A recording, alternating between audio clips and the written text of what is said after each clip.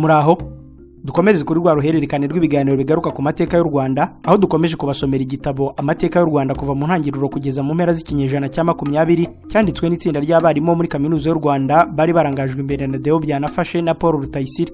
Ku munsi w'ejo twari twababwiye ko uyu munsi turabagezaho ibijyanye no kuvugisha amateka iby'abazungu bishakiye bashingiye ku by'iwabo.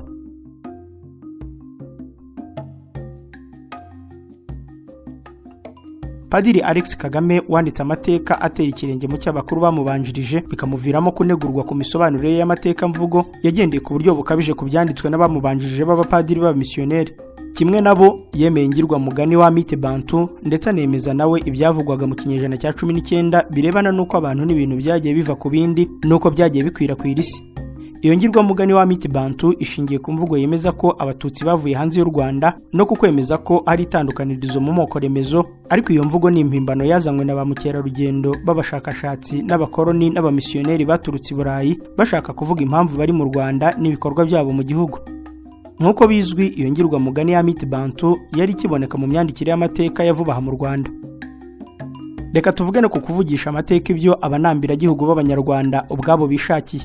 Abanditsi b'amateka y'u Rwanda rwa nyuma y'ubukoloni kugeza kuri jenoside yakorewe abatutsi barega Alex Kagame cyane cyane kuba yaravugishaga amateka mvuga ibyo yishakiye ubwe. Bavugaga ko iyo ngeso yayitewe no kurwana ishyaka ry'ubunambiragihugu no kuba yari hafi cyane y'ubutegetsi bw'icyo gihe.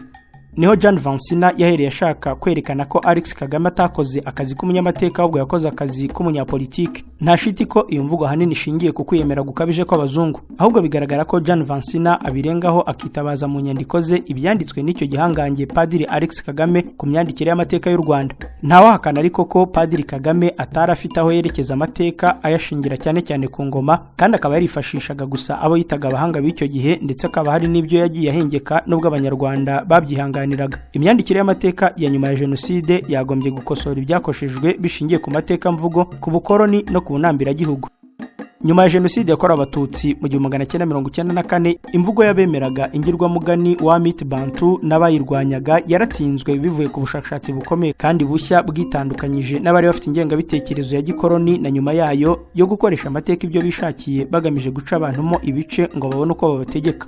Ubushakashatsi bushya bwahinduye imyandikire y'amateka y'u Rwanda bwerekanye cyane cyane ko ibyateye jenoside byacuzwe n'ubutegetsi bwa gikoloni bwagenderaga ku bintu bisa n'imigani idafite ishingiro. Abanditsi b'amateka mashya y'u Rwanda bayavanyemo ibyo bisa n'imigani ya Mite Bantu byari bishingiye ku irondabwoko rya gikoloni no ku mico y'imyumvire mvaburayi irwanya amateka nyayo n'ingengabitekerezo y'ibyiswe revolution y'1959. Bigaragara ko bishingiye ku bimaze kuvugwa, imyandikire y'amateka y'u Rwanda igifite byinshi bitumvikanwaho bitewe cyane cyane n'ibitekerezo bya politike bitigeze byumvikanwaho kuva kera cyane. Ikibazo gikomeye mu myandikire y'amateka ni ukutagwa mu mutego wo gukoreshwa mu nyungu za politike cyangwa umuntu ngo agwe mu mutego wo kwivugira ibyo yishakiye ubwe kandi yitwa ko yifashisha ibivuye mu masoko y'amateka y'u Rwanda.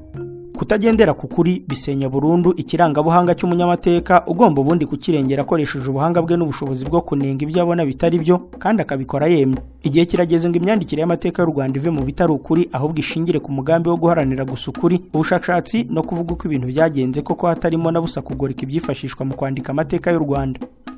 Ku munsi w'ejo tuzaganira ku mbanziriza amateka n'imiturirwe y'u Rwanda, imyaka 1000 mbere y'ivuka rya Yezu n'imyaka 700 nyuma y'ivuka rya Yezu. Ibi byanditswe na Celestin Kanimba Misago.